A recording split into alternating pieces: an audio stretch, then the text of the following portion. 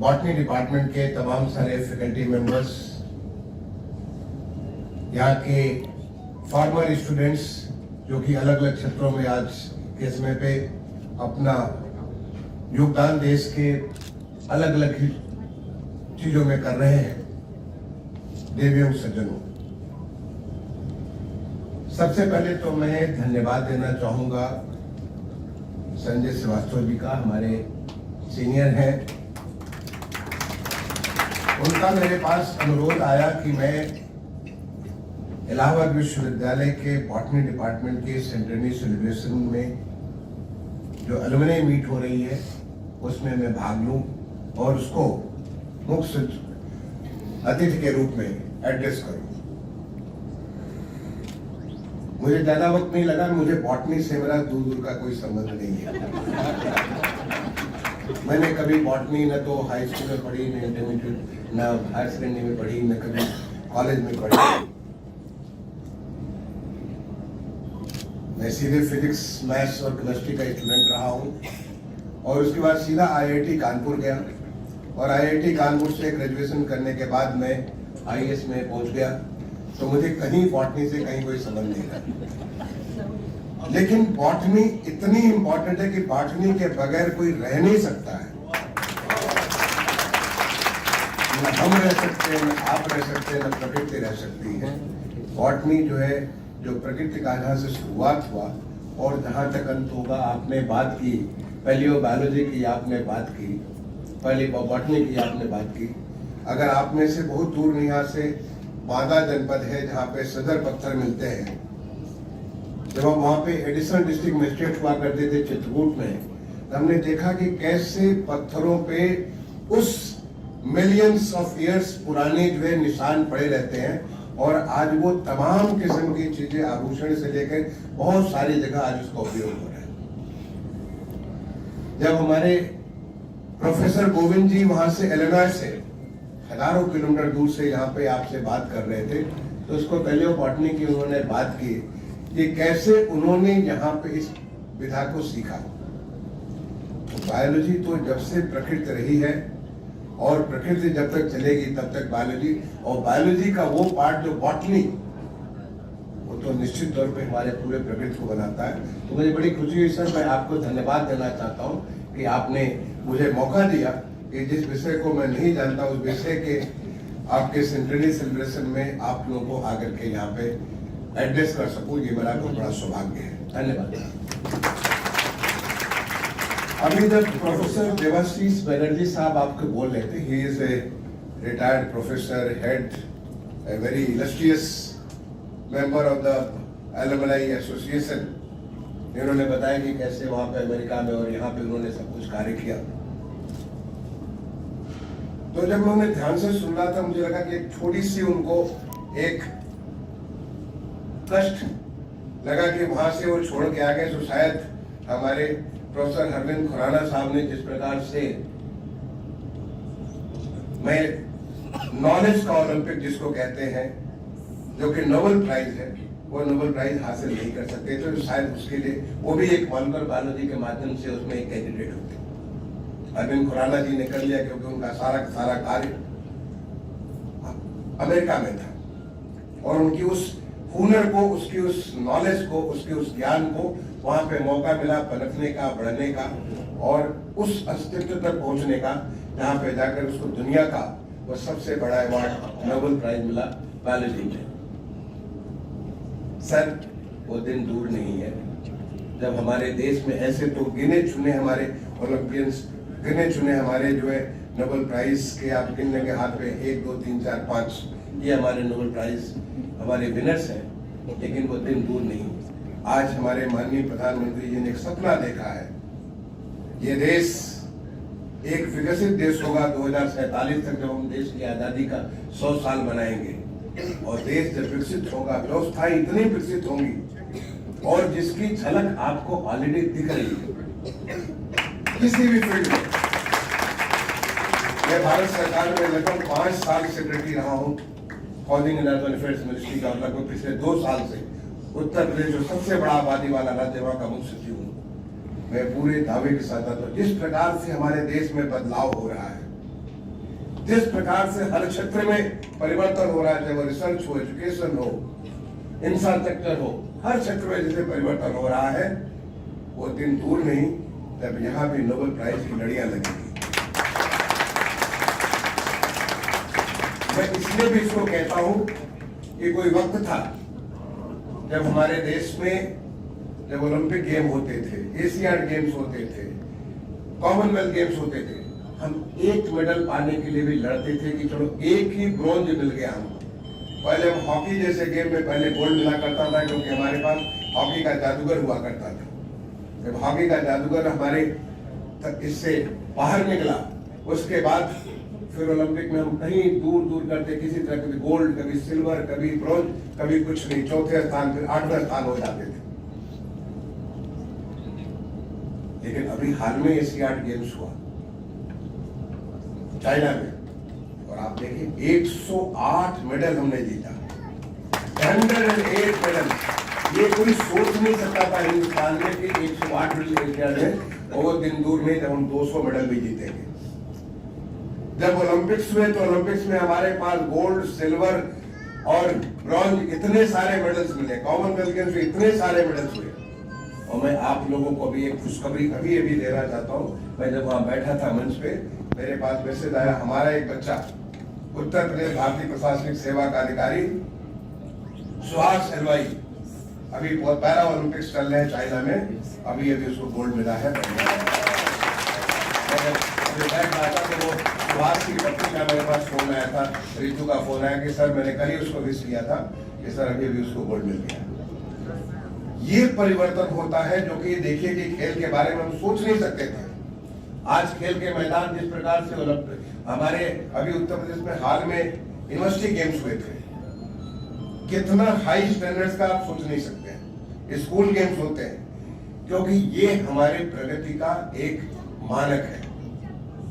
और आने वाले में से प्रोफेसर देवाशीष, मैं आपको एश्योर करता हूं, जिस प्रकार से हमारा देश बदल रहा है, जैसी व्यवस्थाएं बदल रही हैं, जो हमारे माननीय प्रधानमंत्री जी ने देश में जो एक ताकत ला दी है, जो देश में हर जगह ऊर्जित कर दिया माननीय प्रधानमंत्री जी ने जिस प्रकार से कर दिया है, वो देश ऐसे बदल गया कि हमारे देश में जितने सारी सारे दुनिया के रिकॉग्निशन होंगे वो हमारे देश में आएंगे। आगे क्यों नहीं आएंगे? क्योंकि ये वो देश है जिसने ऐसे ऋषियों और संतों की भूमि है, जिसने जो ज्ञान दिया वो ज्ञान आज भी दुनिया का सबसे बड़ा ज्ञान है। मैं आपकी बॉटनी के बारे में बात करता हूं, क्योंकि आप तो सारे के सारे बॉटनिस्ट हो, अलग अलग क्षेत्रों के बॉटनी वाले हो। ऋग्वेद में जिस प्रकार की बॉटनी की, जिस प्रकार की हमारी जो व्याख्या है, जिस प्रकार की जो है हमारे वनस्पतियों का ज्ञान दिया गया है ऋग्वेद में, जिस प्रकार का ज्ञान हमारे सुश्रुत संहिता में दिया गया है, चरक संहिता में दिया गया है, आप जरा सोच करके देखिए। हजारों साल पहले हमारे मुनि संत ऋषि ये सब सारी बातें लिखा करते थे, जो आयुर्वेद का जो यहाँ पे जो आयुर्वेद इसके बारे में भूल चुके थे। एक कोविड जैसी महामारी आई जिसने पूरी दुनिया के तमाम सारी व्यवस्थाओं को चकनाचूर कर दिया, अर्थव्यवस्था को चकनाचूर कर दिया, तमाम सारे मेडिकल व्यवस्थाओं को चकनाचूर कर दिया। आपको याद करिए, अपने आप को 2 साल जाइए और टेलीविजन में तस्वीरों को याद करिए, कैसे ऐसे तमाम सारे देश जो अपने आप को कहते थे कि हमारी जो मेडिकल व्यवस्था है दुनिया की नंबर 1 है, नंबर 2 है, नंबर 3 है, ऐसी व्यवस्थाएं जो मेडिकल इंडेक्सेस का आप लेकर के जाइए, देखिए उनकी क्या हालत हुआ करती थी, कैसे लोग वहां मरते थे, कैसे लोग वहां पे किस प्रकार से उनके लोगों की तकलीफ होती थी। अपनी जरा मेमोरी में अपने आप को 2 साल बाद लेके जाइए हिंदुस्तान के बारे में, कैसे हम जब दुनिया जूझ रही थी, जब दुनिया चकनाचूर हो रही थी, व्यवस्थाएं चकनाचूर हो रही थी, भारत एक आत्मनिर्भर भारत होकर के आगे बढ़ा। और इतना बड़ा चीज माननीय प्रधानमंत्री जी ने लॉन्च किया कि हमारा देश में एक नई नई चीजें यहाँ पे, नई नई व्यवस्थाएं यहाँ पे प्रारंभ हो गई।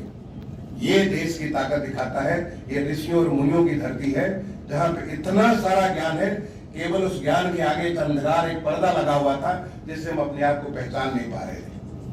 एक बार दोबारा हमने उसके ऊपर आज आयुष की पद्धति, आज हमारी जो जितनी सारी ज्ञान की पद्धति, भारतीय ज्ञान जो विधा है, उसके बारे में आप अगर नेशनल एजुकेशन जो पॉलिसी है हमारी 2020 की, आप सारे बहुत विद्वान लोग हैं, बहुत ज्ञानी लोग हैं, आप सारे प्रोफेसर और बहुत सारे टीचर्स यहाँ उपस्थित हैं। अगर आप हमारे नेशनल एजुकेशन पॉलिसी को देखिए, कैसे भारतीय ज्ञान विधा के बारे में फोकस दिया गया है, और आज सारे विश्वविद्यालयों में, सारे रिसर्च इंस्टीट्यूशंस में उस बात को देखा जा रहा है कि जो इस देश का ज्ञान है, जो इस ज्ञान की जो परंपरा है, इस ज्ञान की इतनी सारी ताकत है, हम उसको भूल गए थे। एक बार वापस लौटे देखें कि देश की कितनी बड़ी ताकत बन जाएगी, फिर तो दुनिया में हमारा स्थान जो होगा, जो माननीय प्रधानमंत्री जी जो उन्होंने जो एक लक्ष्य रखा है कि 2047 अगस्त से पहले हमारा देश एक विकसित देश होगा, इसमें किसी भी कोई संदेह नहीं रह जाता। आप उत्तर प्रदेश को देख लीजिए, आज से अपनी मेमोरी में, क्योंकि हम सब लोग चैतन्य पुरुष है, सत्यचित आनंद स्वरूप है, हम अपनी मेमोरी को 1000 साल पीछे भी ले जा सकते हैं, 1000 साल आगे भी ले जा सकते हैं। ऐसे हमें ज्ञान है, बहुत सारी चीजों में देखिए, जो नहीं भी देखिए उसको पीछे हम हमारे अनुभव से हम पीछे लेके जा सकते हैं, और अनुभव से हम आगे जाके सोच सकते हैं कि क्या होने वाला है, क्योंकि हम सारे सत्यचित आनंद हैं। तो अगर आप जाकर के देखिए उत्तर प्रदेश में आज से 7-8 साल पहले क्या स्थिति थी। लोग उत्तर प्रदेश के बारे में भड़कते थे कि यहाँ पे उत्तर प्रदेश कोई ऐसी जगह नहीं जहाँ पे आके कुछ काम कर सकता है। आप तो प्रयाग के वासी हो, प्रयाग में यहाँ पे कुंभ होता है, याद करिए 2019 का कुंभ, जो भव्य नव्य और इतना दिव्य कुंभ हुआ था 2019 का कुंभ, लगभग 20 करोड़ लोग आए थे, क्योंकि टेक्नोलॉजी के माध्यम से इतनी सारी व्यवस्थाएं की गई थी, जो कि यहाँ पे कुंभ में सारी की सारी चीज जो भी आए वो यहाँ से एक नया अनुभव लेकर गए, यहाँ का दिव्य दर्शन करके गए। और मैं बता दूं, आज मैं आया हूँ यहाँ पे कुंभ की बहुत सारी व्यवस्था देखने के लिए। हमारा लक्ष्य 2025 का 40 करोड़ लोगों को वहां पे इन्वाइट करने का, 40 करोड़ लोग यहाँ पे आएंगे, और हम पूरे हमारे माननीय मुख्यमंत्री जी ने सबको इस बात को आश्वस्त किया है, लोग आएंगे, उन्हें कम से कम चलना पड़ेगा, उनको एक बहुत अच्छा अनुभव हमारे देश की ताकत को देखने मिल जाएगी। आज जब हम ग्लोबल इन्वेस्टर समिट करते हैं, तो हमारे उत्तर प्रदेश में 35 लाख करोड़ से ज्यादा के इन्वेस्टमेंट के एमओयू साइन किए जाते हैं। वो क्यों साइन किए जाते हैं? क्योंकि आज लोगों का विश्वास जगा है, उत्तर प्रदेश जग गया है, वहां पे शांति व्यवस्था हो, इंफ्रास्ट्रक्चर हो, यहाँ की नॉलेज इकोनॉमी हो, यहाँ की जो हमारी जो यूथ हो, सब में एक नया परिवर्तन की लहर है। सब सारे के सारे देख रहे हैं। आज उत्तर प्रदेश के शहर, किसी शहर को आपने, प्रयागराज शहर को देख लीजिए, बनारस को देख लीजिए, लखनऊ को देख लीजिए, आप जरा अयोध्या को जाकर देख लीजिए, अयोध्या बिल्कुल उसका कायाकल्प हो रहा है। आप जाकर के अयोध्या, अगर आपने देखा होगा, उसको दिखाइए, कायाकल्प हो रहा है। बनारस को दिखाइए, बनारस बिल्कुल बदल गया, क्योंकि हमें वो ताकत थी, हमेशा से ताकत रही है। फर्क ये था, हम अपने आप को भूल गए थे कि हम कौन हैं। जैसे कि जामवंत ने याद दिलाया जब हनुमान जी को कि आप तो समुद्र को लांघ सकते हो, तो आज हमारे देश में इस देश की ताकत को दिखाई जा रही है कि चाहे कोविड जैसी वैश्विक महामारी हो या तमाम सारी चुनौतियां हो, ऐसा नहीं कि हमारे पास कोई कहीं से खजाना मिल गया। व्यवस्थाएं वही हैं, व्यवस्थाएं सही तरीके से जब काम करना चालू कर दी हैं, तो देखिए कि कितनी बड़ी ताकत आ गई है। उसी का नतीजा कि हमें 108 मेडल्स मिले, और हम नंबर 4 टैली में। पहले तो हम नीचे टैली जो 10-12 होती थी, उसके नीचे नाम भी इंडिया का नाम, तो लास्ट में काट करके कुछ 5-10 का नाम काट के फिर लास्ट में इंडिया का नाम रहता था, कि पहले 7-8 का नाम टॉप पे दे दिया, 10 का नाम दे दिया, फिर कुछ डैश डैश डैश लगा के फिर नीचे वो पीछे से इंडिया का नाम देता था। आज इंडिया चौथे पे, तीसरे पे आएगा, दूसरे पे आएगा। अर्थव्यवस्था हमारी दुनिया की 5वीं बड़ी अर्थव्यवस्था बन चुके हैं, और जिस प्रकार से $5 ट्रिलियन इकोनॉमी का लक्ष्य रखा माननीय प्रधानमंत्री जी ने, हमारे प्रदेश में माननीय मुख्यमंत्री ने $1 ट्रिलियन इकोनॉमी का लक्ष्य रखा है। इस लक्ष्य के हिसाब से हम चलेंगे, बहुत जल्दी तीसरी अर्थव्यवस्था बन जाएगी हर क्षेत्र में। इसलिए प्रोफेसर चटर्जी, मैं आपको फिर से दोबारा एक बार आश्वस्त करता हूँ, क्योंकि मैं देख सकता हूँ, क्योंकि मैं उसका पार्ट हूँ।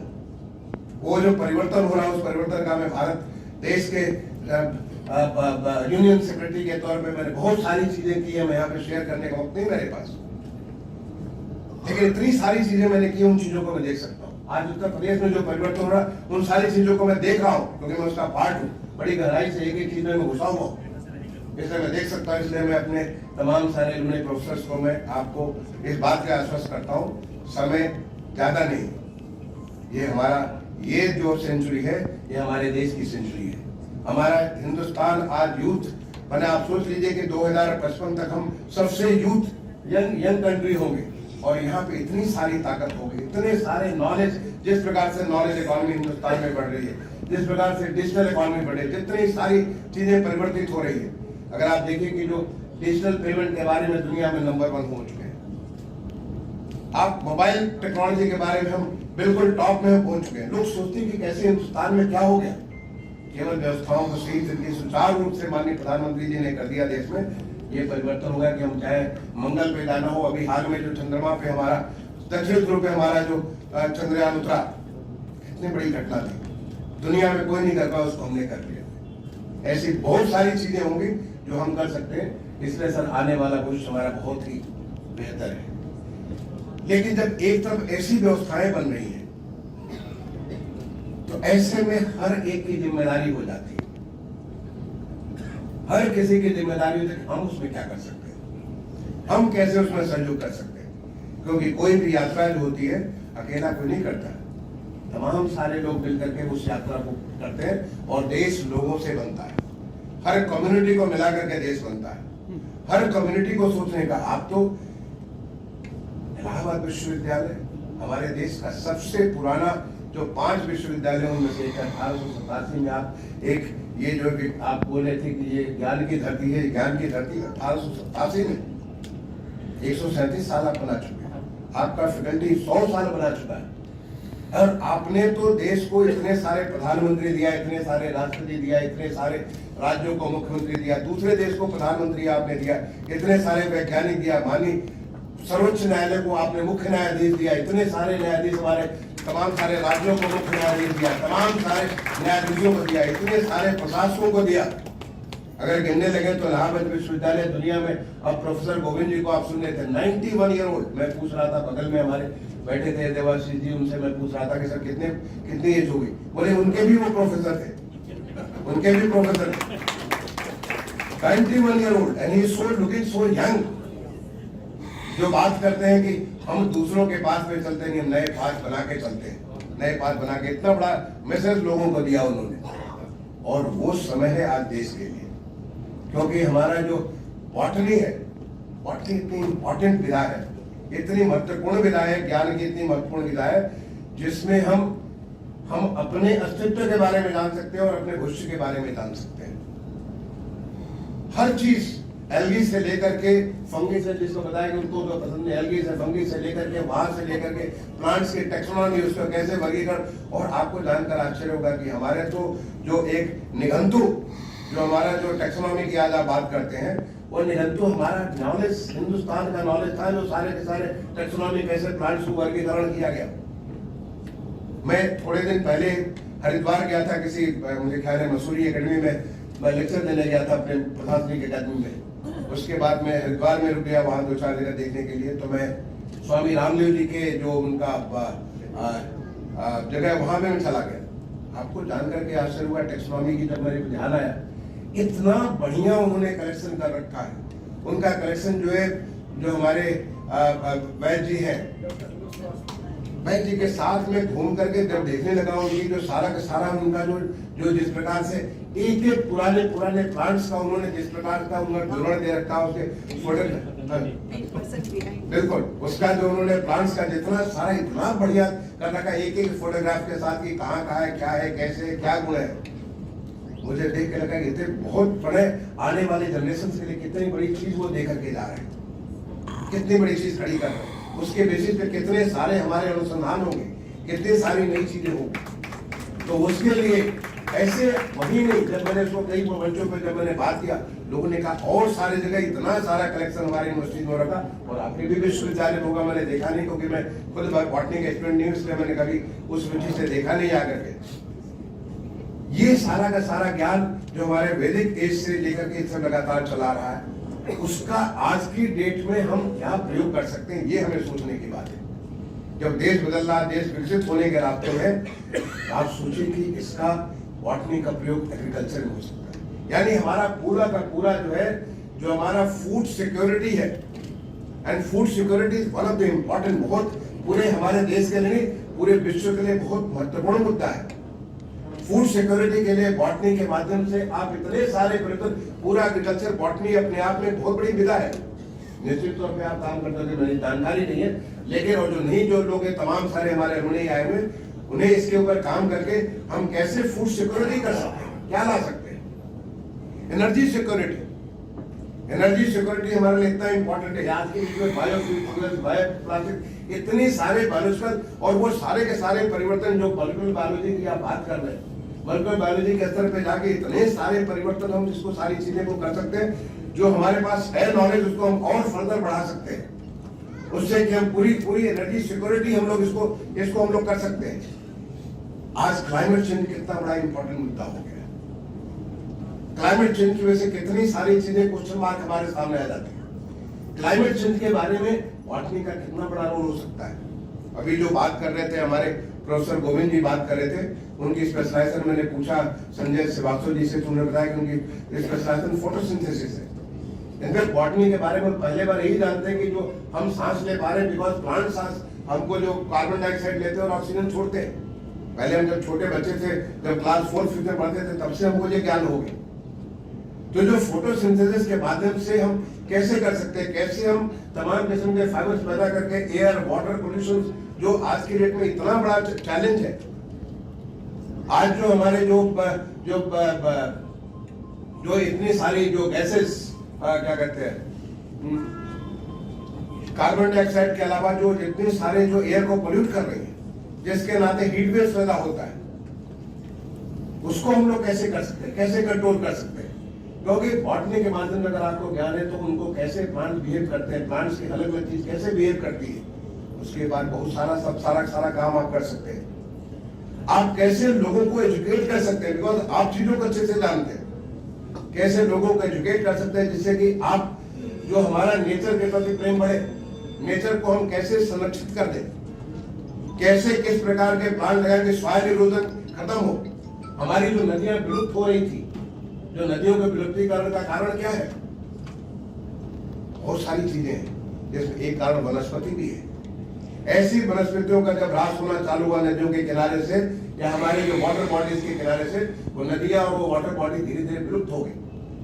धन्य हमारे माननीय प्रधानमंत्री जिन्होंने आज के डेट में एक बहुत बड़ा कार्यक्रम अमृत सरोवर के नाम पे पूरे देश में इतना बड़ा कार्यक्रम चालू कर दिया, जिससे वाटर को संरक्षित करने के लिए पूरे देश भर में काम हो रहा। हमारे प्रदेश में 20,000 से ज्यादा अमृत सरोवर बन चुके हैं। बहुत सारी नदियां हमारे प्रदेश में 50 से ज्यादा नदियां जो विलुप्त थी, जो थी ही नहीं, जिनके बारे में वर्णन पढ़ते थे, जिनके बारे में गीत लोग गाते थे, वो गायब हो गई। आज वो वापस जग गई है, फिर से आज वहां पे पानी है। चाहे अयोध्या में हो, अभी आपने नीम नदी के बारे में प्रधानमंत्री जी के मन की बात में सुना होगा आपने। ऐसी तमाम सारी नदियां वापस आ गई, लेकिन उन नदियों को जिंदा रखने के लिए वनस्पतियां बहुत महत्वपूर्ण है। कौन सी वनस्पति होगी, किस प्रकार से वाटर संरक्षित होगा, ये सारे ज्ञान तो बॉटनी के माध्यम से होता है।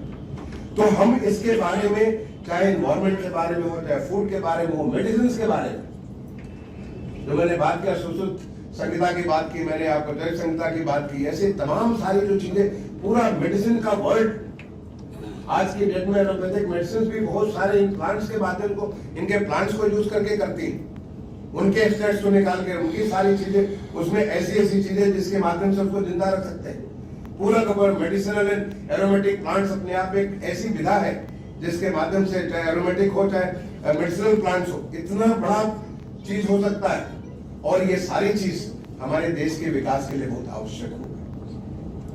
तो मुझे ऐसा लगता है कि आपने बहुत सारे लोगों को, आपने जैसे जो तमाम सारे प्रोफेसर टंडन का नाम लिया, प्रोफेसर माहेश्वरी का नाम लिया, बहुत सारे इलस्ट्रियस प्रोफेसर्स का नाम लिया। अगर आप करेंगे हमारे सेक्रेटरी जैसे संजय श्रीवास्तव जी, पुलिस ऑफिसर्स है, फॉरेस्ट के हमारे, अब यहाँ पे हमारे ऑफिसर मिले, ऐसे बहुत सारे लोग, चाहे प्रशासनिक सेवा में हो, चाहे एजुकेशन में हो, रिसर्च में हो, और जो तमाम सारे जो विधायक है वहां पे हो, बहुत सारे लोगों को किया होगा।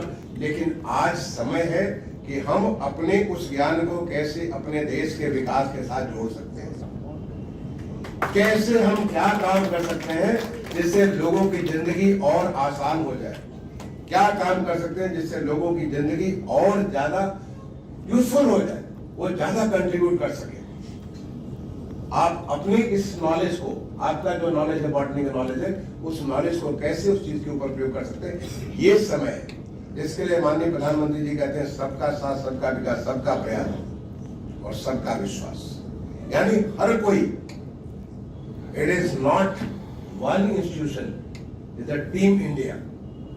जैसे भी मैच होता है, अभी हमारी जब क्रिकेट की टीम, अभी मैच हो रहा है, क्रिकेट की टीम लगातार जीतते चली जा रही है, तो जब टीम इंडिया जीती है उसमें सारे के सारे प्लेयर जो होते हैं, सर प्लेयर मिलकर के खेलता है। वैसे आज जो हिंदुस्तान एक नए विश्वास के साथ जिस प्रकार से एक नई उसको जो हासिल करने के लिए, देश को विकसित बनाने के लिए, देश को आत्मनिर्भर बनाने के लिए जैसे कुछ कर रहा है, उसके बारे में हर कोई का अपना प्रयास और हर कोई का अपना उसके ऊपर संकल्प होना चाहिए कि हम उसमें क्या कर सकते हैं। जब हम सब लोग मिलकर के करेंगे तो सबसे बड़ी बात होगा। तो आपको मैं इस बात के लिए तो आश्वस्त करता हूं, देश तो बदलेगा बदलेगा, उसमें कोई शक नहीं है।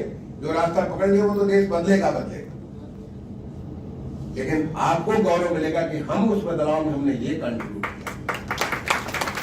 ये आपके लिए मौका है, जब देश बदल रहा है तो आपका ये कंट्रीब्यूशन, हमने ये कंट्रीब्यूट किया जिसकी वजह से देश के बदलाव में हमने एक, जैसे कि आप कोई हवन करते हैं, यज्ञ करते हैं, हम कहते हैं ये मेरी आहुति है, इस हवन में मेरी आहुति है, तो ये हमारी ये आहुति है, हमने ये काम किया क्योंकि आप जहां पहुंचे उसको देश ने बनाया। बहुत अच्छा लगा आपको, प्रोफेसर देवाशीष जी ने भी कहा, मैडम ने भी इसको, इस बात को कहा कि हर कोई इसको स्वीकार करता है कि हमको देश ने दिया, देश के लोगों ने दिया, तो हम देश के लिए क्या दे रहे हैं, ये हमारे लिए आवश्यक है। और तब जबकि देश हमारे नए रफ्तार से, नए संकल्पों के साथ नई चीज पे लेकर के आगे बढ़ रहा, ये हमको सोचने की बात है। मैं अपनी बात को खत्म करूंगा एक चीज के लिए, शायद आपको बुरा लगा हो, इसलिए मैं सोचा कि मैं उसको एक्सप्लेन कर दूं जिससे कि आपको बुरा न लगा हो। मेरे पास जब मैं यहाँ पे पहुंचा तो मुझे ये बिल्ला लगाने के लिए मेरे पास लोग आके, मैंने कहा मैं कभी बिल्ले नहीं लगाता। फिर जब मैं यहाँ बैठा था फिर एक बार प्रयास हुआ, मैंने दोबारा निवेदन किया कि मैं बिल्ले नहीं लगाता।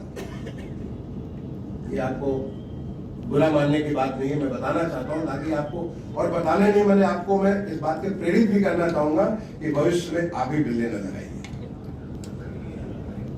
क्योंकि ये मैं देश का हाउसिंग एंड अर्बन अफेयर्स का सेक्रेटरी रहा, उसके पहले एडिशनल सेक्रेटरी था अर्बन डेवलपमेंट का, और आपने नाम सुना होगा स्वच्छ भारत मिशन, क्योंकि आप सब एक जन आंदोलन, सब कोई मिलकर के देश को स्वच्छ कर रहा है।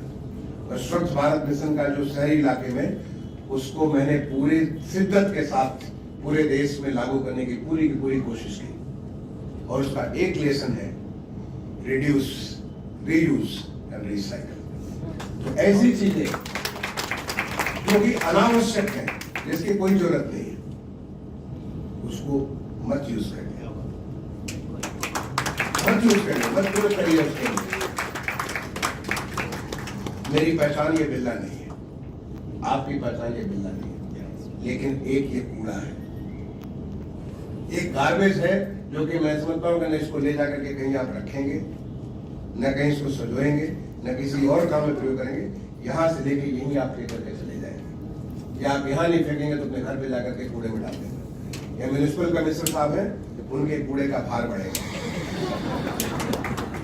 उसको जो उस भार को कम करने के लिए एनर्जी का प्रयोग होगा, वो क्लाइमेट चेंज के लिए एक मुश्किल काम होगा, क्लाइमेट चेंज के लिए मुश्किल काम होगा। हमारे लिए क्लाइमेट चेंज को, जो हमारी जो एक चैलेंज है, उस चैलेंज को आप और बढ़ा रहे हैं। तो हम लोग माननीय प्रधानमंत्री जी ने एक नई योजना प्रारंभ की, आपने जरूर सुना होगा, उसका योजना का नाम है लाइफ स्टाइल फॉर एनवायरमेंट। सुना आपने? कितने लोगों ने सुना है? अगर नहीं सुना तो मैं आपको बता देता हूं, कुछ कम लोगों ने सुना है। लाइफ स्टाइल फॉर एनवायरमेंट, ये हमारी सनातनी लाइफ है, हमारी जो हमारे देश की जो जिंदगी है वो हमेशा प्रकृति के साथ रही है। हम प्रकृति के साथ रह करके जीते रहे हैं। एक समय आया जब हम प्रकृति से दूर होते चले गए। याद करिए कि कैसे घर का जो चीज था वो रिसाइकिल होता था, एक कपड़े को निकाल के फिर अगले के बना दिया, अगला बना के तीसरा कर दिया, तब तक उसको प्रयोग करते थे जब तक वो बिल्कुल खत्म न हो जाए। हम हर चीज को, पूरी हमारी लाइफ चक्र में थी, क्योंकि नेचर ही चक्र में चलता। आप किसी चीज का, आप तो बायोलॉजी वाले हैं, हम भी जब बचपन में पढ़ते थे ऑक्सीजन का पढ़ते थे, कैसे हमारा ऑक्सीजन की साइकिल होती है, पानी की कैसे साइकिल होती है, हर चीज साइक्लिक है, एवरीथिंग लाइफ इज साइक्लिक। और हमारी जो लाइफ थी, जो हमारी सनातनी जिंदगी थी, वो तो पूरी तरीके से इन्वायरमेंट के साथ मिली हुई थी, लेकिन हम उसको भूल करके इन्वायरमेंट को हम डैमेज करना चालू किए, जिसका नतीजा भुगत रहे। लेकिन अब ये प्रोग्राम चालू हुआ लाइफ स्टाइल फॉर एनवायरमेंट। हम ऐसा लाइफ स्टाइल अपनाएं जो कि एनवायरमेंट के अनुकूल हो, पर्यावरण के अनुकूल हो। और पर्यावरण तो आप भी, जो प्लांट्स, जो बॉटनी वाले लोग, तो पर्यावरण के बारे में, आपके environmental science is a part of the botany department. मुझे पता चला कि 2002 में आपके डिपार्टमेंट ऑफ बॉटनी में एक नया डिपार्टमेंट चालू हो गया, उसका डिपार्टमेंट ऑफ इन्वायरमेंटल साइंस, जिसमें आप पोस्ट ग्रेजुएट डिप्लोमा देते हैं। मतलब आप बताएं कि मैंने पढ़ा, जब मुझे बॉटनी के बारे में पता, तो मैंने आपके बारे में सारा अध्ययन किया, तो मुझे पता चला कि आप यहाँ पे इन्वायरमेंटल साइंस पढ़ाते हैं।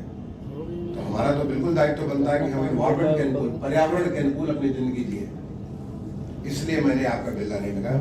और मैं आपसे ये भी अपील करूंगा, निवेदन करूंगा कि आप जहां कहीं भी रहें, ऐसी चीजों को जिसके बगैर आपका काम चल सकता है, उसको छोड़ दें, त्याग दें।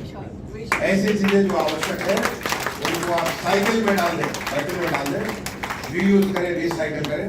और वो हमारा जो कमिटमेंट है स्वच्छ भारत का, वो कमिटमेंट है हमारे देश को जो ताकत देने का, उस ताकत को देने में आपका अपना सहयोग होगा, आपका अपना हाथ होगा। मैं एक बार दोबारा, जो हमारा अलुमनी रियूनियन के तौर पे यहाँ पे आज सेंटरनी सेलिब्रेशन, शताब्दी समारोह आप लोग मना रहे हैं। आप सारे लोगों का जीवन खुशहाल हो, आप सब अपने देश के इस परिवर्तन के साथ के सहयोगी बनिए। आप उसमें आप अपना सहयोग दें, जिस किसी रूप में। और आप सारे के सारे लोग अच्छे से अच्छे रहें, आपका सब कुछ भला हो। इन बातों के साथ मैं आपको धन्यवाद देता हुआ अपनी वाणी को विराम दूंगा। धन्यवाद। जय हिंद, जय भारत।